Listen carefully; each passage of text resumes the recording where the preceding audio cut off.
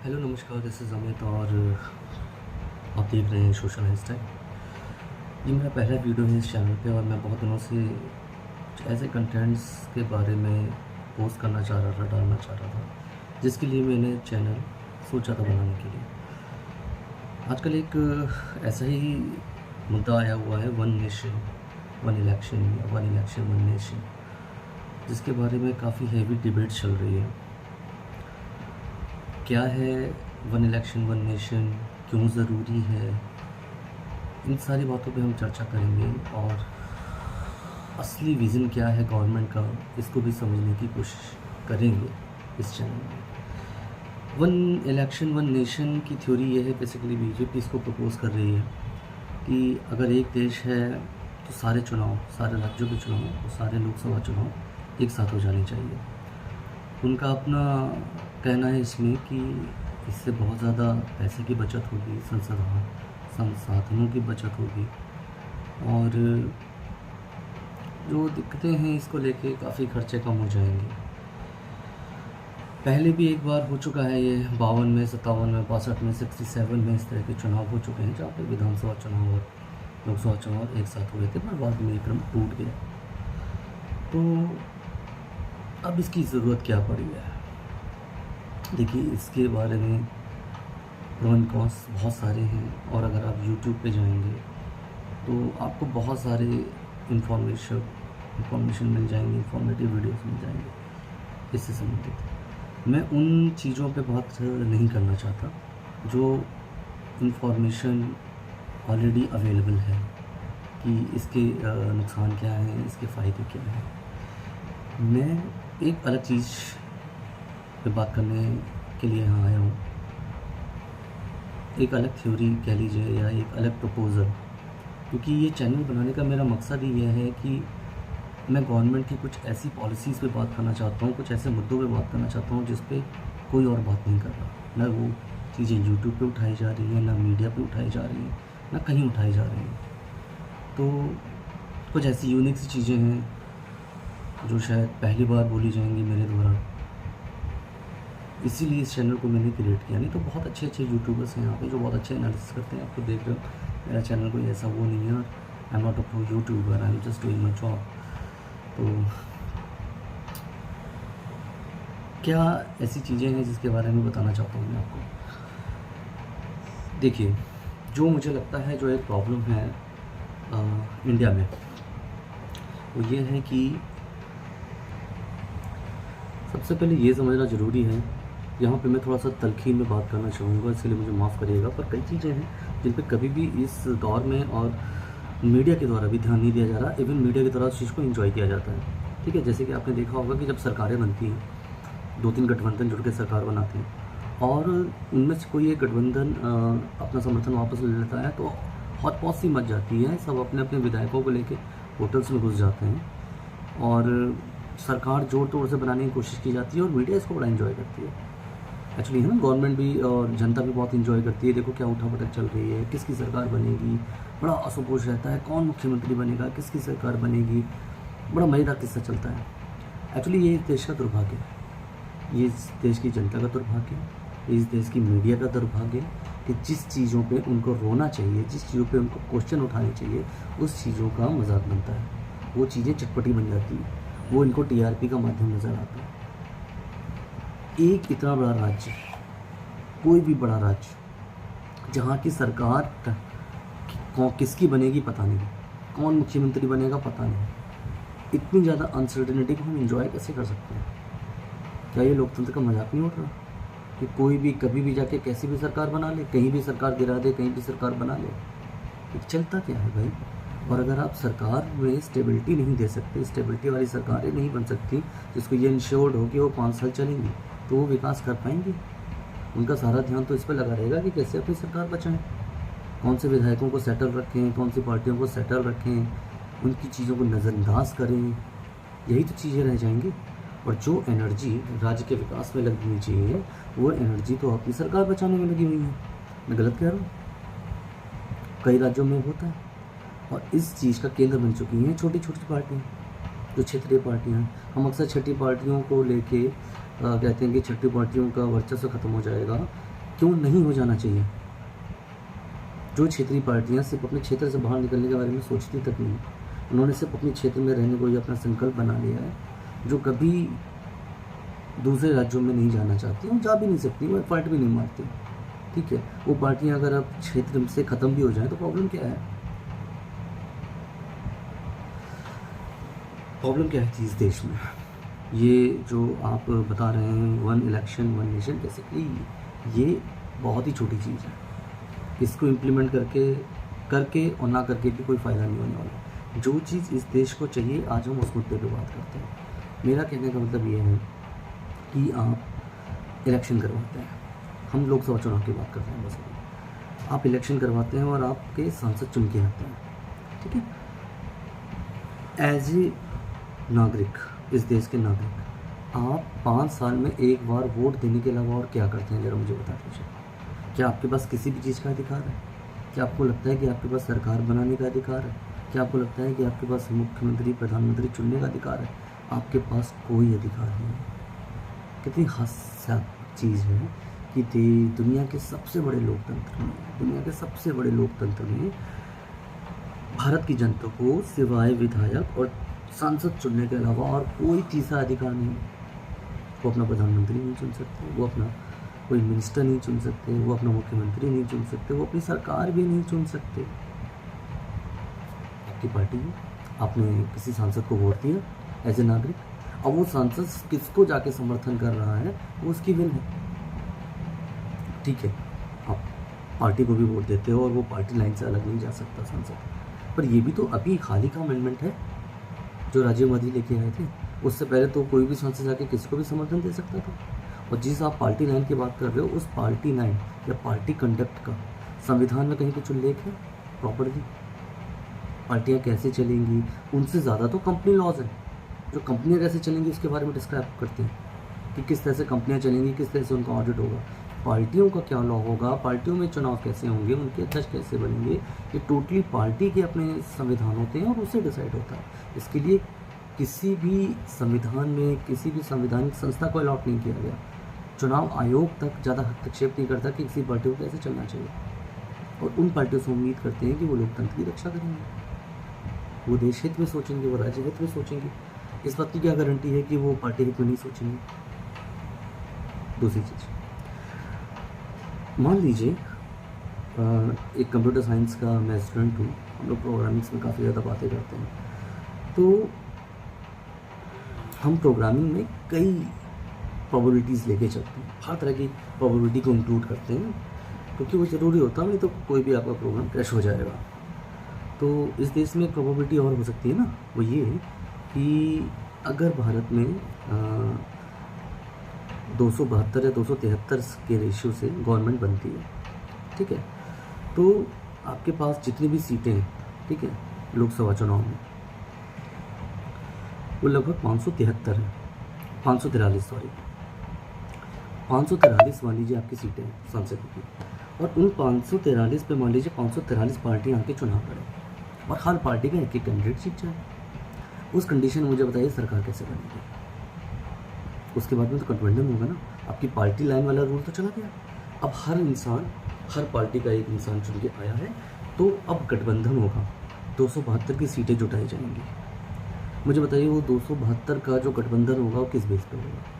अब मान लीजिए 272 का गठबंधन हो गया और जो 72वां व्यक्ति है वो इस चीज़ पे अड़ गया कि मुझे फला मंत्रालय चाहिए, नहीं तो मैं अपना वापस ले लूँगा, मैं अपना समर्थन वापस ले लूँगा। तो आप उसकी विलिंग का करोगे ना, आपको गवर्नमेंट नहीं गिरानी है। तो क्या इस बारे में सोचा जाता है कि इसका क्या उपचार है? जो बार बार गठबंधन टूटते हैं, सारी चीज़ें टूटती हैं, इसका जो एक तरीका, जो सोल्यूशन, क्योंकि हम यहाँ पर सोल्यूशन पिक करने आए हैं, यहाँ हम क्वेश्चन रेज करने नहीं आए हैं। पहली बात तो ये चीज़ है कि इन सब चीज़ों को एंजॉय करना बंद करिए। जिस तरह से गवर्नमेंट गिराई जाती है वो बहुत ही गलत प्रॉपर्टी है। हमें को एज ए नागरिक, हमें एज ए मीडिया इसको एंजॉय नहीं करना चाहिए। हमें क्वेश्चन करना चाहिए कि ये कौन सा तरीका होता है गवर्नमेंट बनाने का। जनता की राय इसमें कहाँ है? कोई भी सांसद, कोई भी विधायक कहीं भी उठ के किसी को भी समर्थन कर देगा। जनता की राय इसमें कहाँ है? जनता को कब हम भागीदारी देंगे उनकी सरकार चुनने के लिए? वो तो सिर्फ विधायक और सांसद चुन रही है ना। तो इसका सोल्यूशन ये है जो मुझे लगता है वो ये है, जैसे कि चाइना में 1 पार्टी नेशन है और यूएस में 2 पार्टी नेशन है। आपके यहाँ बहुत सारी पार्टीज हैं, जिसका माने वो जहाँ भी जाके पार्टी बना लेगा, कोई बात नहीं। लोकतंत्र में सबको अधिकार होना चाहिए, ये बहुत अच्छी चीज़ है। पर जब आप सरकारें बनाते हैं वो तो हाफ मेजॉरिटी में बनाते हैं। आप बनाते हैं जिसके पास भी हाफ मेजॉरिटी हो, तो एक तरह से आप कुछ 2 पार्टी नेशन जैसे सिद्धांत को फॉलो करते हैं। ठीक है, अगर आप 1/3 बहुमत से सरकार बनाते हैं तो हम मानते हैं आप 3 पार्टी नेशन को आधारित होकर चल रहे हो। तो आप मोटे तौर पर 2 पार्टी सिस्टम जैसे भी चल रहे हो, और बेसिकली अलायंस, आप हर जगह आप अलायंस ही देखते हो, लोकसभा चुनाव में अलायंस ही हो रहा है। तो ये अलायंस सिस्टम को आप कॉन्स्टिट्यूशन क्यों नहीं करते? मेरा अपना मानना है, जो मेरा अपना सजेशन है, तो प्लीज़ इसको शेयर करिएगा कि इस देश में 2 अलायंस होने चाहिए, मेजर अलायंस, और वो कॉन्स्टिट्यूशनल अलायंस होंगे। जैसे बीजेपी है या कांग्रेस है, दे आर द पार्टीज, पर they are not the constitutional driven parties. मतलब जिनके संविधान में कोई उल्लेख नहीं मिलता, बीजेपी का संविधान में कोई उल्लेख नहीं मिलता, कांग्रेस का। ठीक है, तो मगर मैं जिन अलायंस की बात कर रहा हूँ, जो 2 अलायंस बनाने की बात कर रहे हैं, उसका उल्लेख संविधान में होगा। ठीक है, और कोई भी पार्टी जो चुनाव लड़ रही है, मान लीजिए लोकसभा चुनाव है और उसमें लेट से 200 के आसपास में पार्टियाँ पार्टिसिपेट कर रही हैं, तो हर पार्टी के लिए ये कंपल्शन होगा कि वो किसी एक कॉन्स्टिट्यूशनल अलायंस ए और अलायंस बी, मान लीजिए नाम उनका, तो अलायंस ए या अलायंस बी को उसे समर्थन देना ही पड़ेगा, और ये चुनाव से पहले होगा। ठीक है, और ये कंपलसरी है हर पार्टी के लिए। वो इंडिपेंडेंट चुनाव लड़े, 200 पार्टियाँ इवन एक जिले में जाके इंडिपेंडेंटली चुनाव लड़े, कोई दिक्कत नहीं है, पर वो समर्थन किसी एक अलायंस को देंगे, चाहे वो अलायंस ए हो चाहे वो अलायंस बी हो। ठीक है, और उस अलायंस के अंदर चुनाव से पहले एक चुनाव होगा, लोकल चुनाव होगा अलायंस का, वो उस अलायंस का नेता चुना जाएगा। ठीक है, कि उसके बाद फिर वही नेता ये डिसाइड करेगा कि अलायंस को कैसे रन करना है, और प्रधानमंत्री कौन बनेगा या मुख्यमंत्री कौन बनेगा। ये पहली चीज़ें डिसाइड होना बहुत अच्छा हो जाता है। दूसरी बात, उस चीज़ के बाद, इस समर्थन के बाद कोई भी व्यक्ति उस अलायंस से विड्रॉ नहीं कर सकता, स्पेशली चुनाव के बाद तो बिल्कुल भी नहीं कर सकता। क्यों? क्योंकि जब आपको वोट दिया जा रहा है नागरिक के द्वारा, तो वो इस चीज़ को देख रहा है कि आप किस अलायंस में, और उसको पता है कि उसे किस अलायंस की सरकार बनवानी है, उस चीज़ को भी ध्यान में रखेगा पार्टी के साथ साथ। ठीक है, तो बहुत सिंपल सा सोल्यूशन है कि आप 2 अलायंस सिस्टम बनाएंगे, हर पार्टी के लिए कंपल्सरी करिए कि इसे एक अलायंस को जाके चुने, वो जाएंगे उस अलायंस को वोट देंगे। ठीक है, वो उस पार्टी को वोट देंगे, बेसिकली उनको पता है कि वो पार्टी किस अलायंस के साथ जुड़ी हुई है। ठीक है, अलायंस ए या अलायंस बी, उसके बाद जो भी रिजल्ट आएगा तो बहुत ही क्लियर एंड कट होगा कि कौन से अलायंस को मेजॉरिटी मिली है, और वो अलायंस जाके अपनी सरकार फॉर्म कर देगी। क्योंकि आप उस अलायंस से विड्रॉ नहीं कर सकते, समर्थन वापस नहीं ले सकते, तो उस केस में गवर्नमेंट गिरने की संभावना शून्य होगी और आपको एक स्टेबिलिटी वाली सरकार मिलेगी। और ये बहुत ज़रूरी है, इसलिए भी ज़रूरी है कि स्टेबिलिटी देना गवर्नमेंट को, क्योंकि देखिए आपने एक चीज़ कभी नोटिस की कि यूनाइटेड स्टेट्स है या यूएस है या और भी यूरोपियन कंट्रीज़ हैं, उन्होंने भारत को कभी बहुत ज़्यादा तवज्जो नहीं दी। और इसकी एक सबसे बड़ी वजह जो आप नहीं जानते, कभी गौर करिएगा, इस देश का जो पॉलिटिकल इतिहास है, मैं बहुत ही संगीन बात बोलने जा रहा हूँ। मेरा अपना मानना है कि ये देश 2 ही चीज़ों पर टिका हुआ है, एक नेहरू गांधी परिवार और दूसरा संघ परिवार। यकीन मानिए ये देश इन्हीं दोनों चीज़ों पर टिका है। कैसे? आप देखिए, नेहरू जी प्रथम प्रधानमंत्री बने, और नेहरू जी पॉलिटिकली बहुत ज़्यादा मजबूत थे, उनकी पूरे विश्व में धाक भी थी, सारे नेता उनको मानते भी थे, और उससे भारत को कुछ न कुछ फ़ायदा मिला। उनके ख़त्म होने के बाद लाल बहादुर शास्त्री है। लाल बहादुर शास्त्री जैसे ही उनकी मृत्यु हुई, वैसे ही एक बहुत ज़्यादा वैक्यूम सा उत्पन्न हो गया, एक उठापटक से शुरू हो गई कि कौन प्रधानमंत्री बनेगा। तो वो फर्स्ट टाइम था जब नेहरू जी ख़त्म हुए और एक कांग्रेस के अंदर ये वैक्यूम की कंडीशन है कि कौन प्रधानमंत्री बनेगा, या कह लीजिए कौन सर्वेसर्वा बनेगा कांग्रेस पार्टी में। तो उस वक्त साउथ के ही एक नेता थे, उन्होंने प्रपोज़ किया इंदिरा गांधी जी के नाम को, और इंदिरा गांधी जी को, नेहरू जी की वारिस थी वो, ऑफ कोर्स उनको प्रधानमंत्री बना के एक तरह से डायनेस्टी की शुरुआत कर दी गई। और डायनेस्टिक पॉलिटिक्स का एक सबसे अच्छी चीज़ ये होती है, मतलब हर चीज़ में बुराई भी होती है, अच्छाई भी होती है। डायनेस्टिक पॉलिटिक्स की एक सबसे अच्छी चीज़ ये होती है कि नेतृत्व के लिए आपको ज़्यादा सोचना नहीं पड़ता, आपको पता है कि नेतृत्व किसके हाथ में जाना है। तो क्योंकि नेतृत्व का संकट खड़ा हो गया था लाल बहादुर शास्त्री जी की मृत्यु के बाद, उसको काउंटर करने के लिए इंदिरा गांधी जी को प्रधानमंत्री बना दिया गया, और वो चीज़ सक्सेसफुल कांग्रेस में ड्रिवन हुई। बहुत टाइम तक सत्ता में रही इंदिरा गांधी जी, और इंदिरा गांधी जी ने बहुत कड़े निर्णय लिए। आप उनको निरंकुश शासक कह सकते हो, पर वो बस सशक्त शासक थी। चाहे निरंकुश हो, चाहे जैसे भी हो, बस शासक का सशक्त होना बहुत ज़रूरी होता है, क्योंकि उसका इम्पैक्ट पूरी दुनिया में पड़ता है। और कोई भी, चाहे वो यूनाइटेड स्टेट्स हो, चाहे कोई भी बड़ी देश हो, वो आपके देश को नहीं मानता, वो आपके देश के लीडर्स को देखता है। उनके लीडर्स के साथ उनके संबंध होते हैं, उस पर देश की दिशा और दशा निर्भर करती है। ये बात नहीं समझिएगा। अगर किसी देश में हर साल एक नया प्रधानमंत्री बन रहा है, तो उस देश की कोई सीरियसनेस नहीं होती है। और उसका एग्जाम्पल पाकिस्तान आपके सामने, वहाँ पे कभी लोकतंत्र ठीक से नहीं रहा, वहाँ पे मार्शल लॉ बार बार लगता रहा, कौन नेता कब प्रधानमंत्री बन जाएगा पता नहीं। इसलिए देखिए आज देश की क्या गति हो रही है। इसलिए हमारे देश में लीडर्स का, ट्रू लीडर्स के सामने आना, तो लीडर्स की लंबी लाइफ, कि वो एक लंबे टाइम तक लीडर्स रहें, अनसर्टन तरीके से लीडर्स ना आ जाए, अचानक से थोपने न दिए जाए, ये बहुत ज़रूरी है। तो जैसे नेहरू गांधी परिवार था, इंदिरा गांधी जी के बाद राजीव गांधी है, फिर आपने उसके बाद का एक दौर देखा होगा कि जब राजीव गांधी जी की मृत्यु हुई, तो उसके बाद कांग्रेस में कितना उठा पटक रहा, सीताराम केसरी वगैरह भी आए, इनको बाद में पार्टी से बाहर फेंका गया और सोनिया गांधी जी को लेकर आया गया, जस्ट बिकॉज ऑफ कि उस वक्त कांग्रेस खत्म होने के कगार पर पहुँच गई थी। क्यों? क्योंकि उनके पास लीडरशिप नहीं था, लीडरशिप में लड़ाइयाँ हो गई थी। वहाँ पे शरद पवार अलग हो गए, ममता बनर्जी अलग हो गई, है ना। तो उसके बाद सोनिया गांधी आई, और सोनिया गांधी के आते ही कांग्रेस का कायाकल्प हो गया। तो डायनेस्टिक पॉलिटिक्स गलत नहीं थी, पर दिक्कत क्या है कि डायनेस्टिक पॉलिटिक्स देश की मजबूरी बन गई थी। इसका मजबूरी नहीं होना चाहिए। आपके पास लीडरशिप, एक पार्टी के अंदर ट्रू लीडर सामने आ सके, ऐसा कोई मैकेनिज्म है ही नहीं, जिसके लिए चुनाव आयोग को सोचना पड़ेगा। और ये जो मैंने सिस्टम आपको बताया कि पार्टी से पहले आप गठबंधन कर लें, यकीन मानिए ये गठबंधन आपको ट्रू लीडर्स देने की पूरी क्षमता रखता है। क्योंकि कोई कुछ नेता आप होंगे ना जो अलायंस को ड्राइव करेंगे, जो अलायंस को फॉर्म करेंगे, वो कहेंगे आइए अलायंस ए में आइए, आइए अलायंस बी में आइए, they become the true leaders, है ना, they become the true leaders.